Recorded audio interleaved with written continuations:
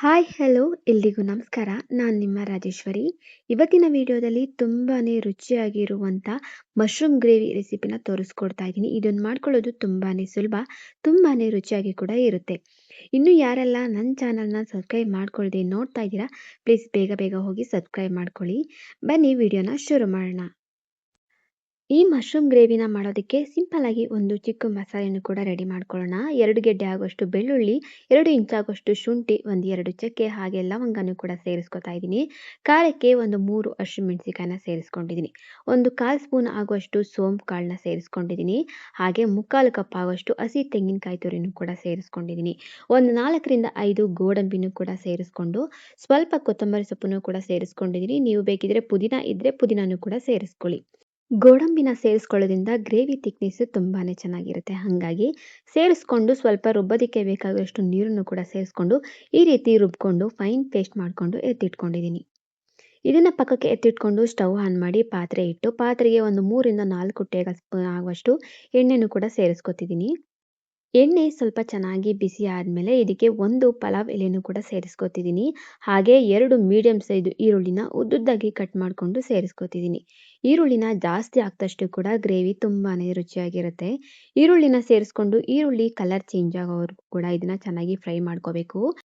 ಈರುಳ್ಳಿ golden brown ಬರೋವರೆಗೂ ಕೂಡ ಕಡಿಮೆ ಉರಿನ ಇಟ್ಕೊಂಡು ಚೆನ್ನಾಗಿ ಫ್ರೈ ಮಾಡ್ಕೊಳ್ಳಿ. ಈ ರೀತಿ ಮಾಡ್ಕೊಳ್ಳೋದ್ರಿಂದ ಗ್ರೇವಿ ತುಂಬಾನೇ ರುಚಿಯಾಗಿರುತ್ತೆ. ಹಂಗಾಗಿ ನೀವು ನೋಡ್ತಾ ಇರ್ಬೋದು, ನಾನು ಈರುಳ್ಳಿನ ಈ ರೀತಿ ಚೆನ್ನಾಗಿ ಗೋಲ್ಡನ್ ಬ್ರೌನ್ ಬರೋವರೆಗೂ ಕೂಡ ಉರಿನ ಕಡಿಮೆ ಉರಿ ಇಟ್ಕೊಂಡು ಚೆನ್ನಾಗಿ ಫ್ರೈ ಮಾಡ್ಕೊಂಡಿದ್ದೀನಿ. ಈರುಳ್ಳಿ ಇವಾಗ ರೆಡಿಯಾಗಿದೆ. ಇವಾಗ ನಾನು ಇದಕ್ಕೆ ರುಬ್ಬಿಟ್ಕೊಂಡಿರುವಂಥ ಮಸಾಲೆನ ಸೇರಿಸ್ಕೊತಾ ಇದ್ದೀನಿ.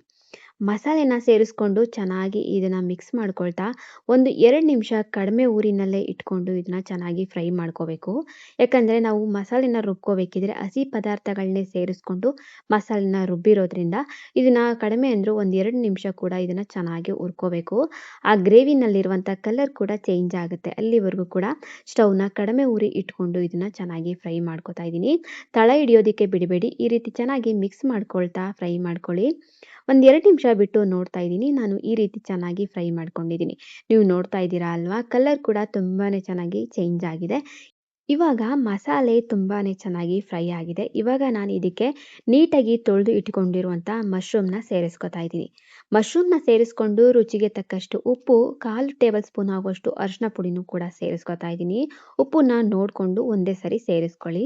ಅರಿಶಿನ ಪುಡಿನ ಸೇರಿಸ್ಕೊಂಡು ಚೆನ್ನಾಗಿ ಮಿಕ್ಸ್ ಮಾಡ್ಕೊಳ್ತಾ ಇದನ್ನು ಫ್ರೈ ಮಾಡ್ಕೋಬೇಕು.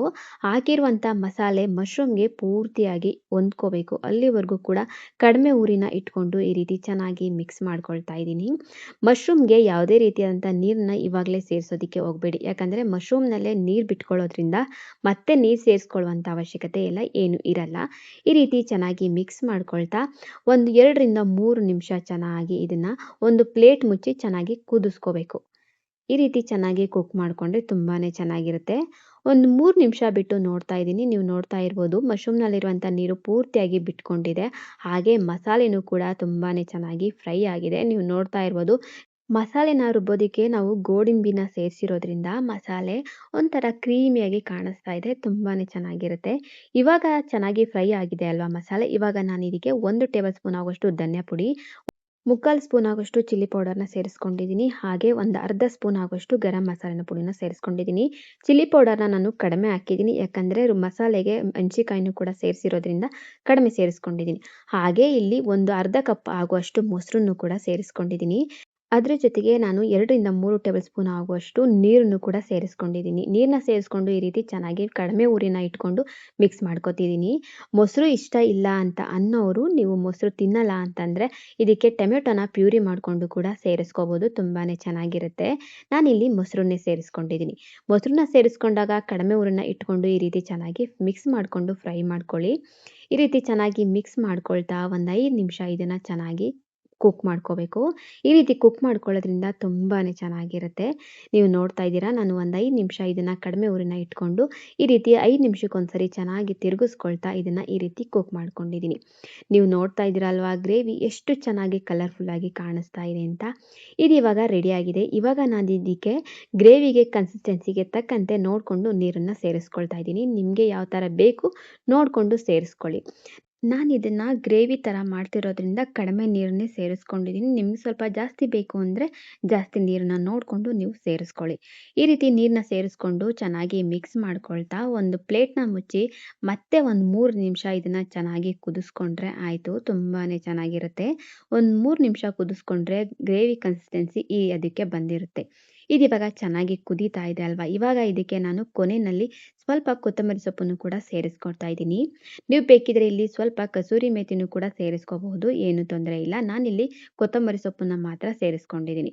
ಈ ರೀತಿ ಸೇರಿಸ್ಕೊಂಡು ಚೆನ್ನಾಗಿ ಮಿಕ್ಸ್ ಮಾಡ್ಕೊಳ್ತಾ ಮತ್ತೆ ಒಂದು 2 ನಿಮಿಷ ಚೆನ್ನಾಗಿ ಕುದಿಸ್ಕೊಂಡ್ರೆ ಆಯಿತು. ತುಂಬಾನೇ ರುಚಿಯಾಗಿರುವಂಥ ಮಶ್ರೂಮ್ ಗ್ರೇವಿ ರೆಡಿ ಆಗೋಗುತ್ತೆ. ಇದು ದೋಸೆ, ಚಪಾತಿ, ರೋಟಿ ಹಾಗೆ ವೈಟ್ ರೈಸು ಎಲ್ಲದಕ್ಕೂ ಕೂಡ ಸೂಪರ್ ಕಾಂಬಿನೇಷನ್ ಅಂತಲೇ ಹೇಳ್ಬೋದು. ಪರ್ಫೆಕ್ಟ್ ಆಗಿರುತ್ತೆ. ಅಷ್ಟು ಚೆನ್ನಾಗಿರುತ್ತೆ. ನೀವು ನೋಡ್ತಾ ಇದ್ದೀರಾ ಅಲ್ವಾ ಎಷ್ಟು ಚೆನ್ನಾಗಿ ಕಲರ್ಫುಲ್ಲಾಗಿ ಒಂಥರ ಕ್ರೀಮಿಯಾಗಿ ತಿಕ್ಕಾಗಿ ಕಾಣಿಸ್ತಾ ಇದೆ ಅಂತ. ಇವಾಗ ಗ್ರೇವಿ ರೆಡಿಯಾಗಿದೆ.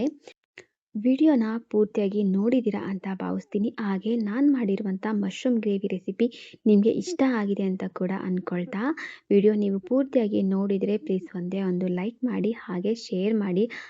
ಇದೇ ಥರ ತುಂಬಾ ಟೇಸ್ಟಿಯಾಗಿರುವಂಥ ರೆಸಿಪಿಗಳಿಗಾಗಿ ನನ್ನ ಚಾನಲ್ನ ಮಿಸ್ ಮಾಡದೆ ಸಬ್ಸ್ಕ್ರೈಬ್ ಮಾಡ್ಕೊಳ್ಳಿ. ಹಾಗೆ ನೆಕ್ಸ್ಟ್ ವಿಡಿಯೋದಲ್ಲಿ ಸಿಗೋಣ. ಅಲ್ಲಿವರೆಗೂ ಕೂಡ ಕಾಯ್ತಾ ಇರಿ. Love you all. Take care. Bye bye.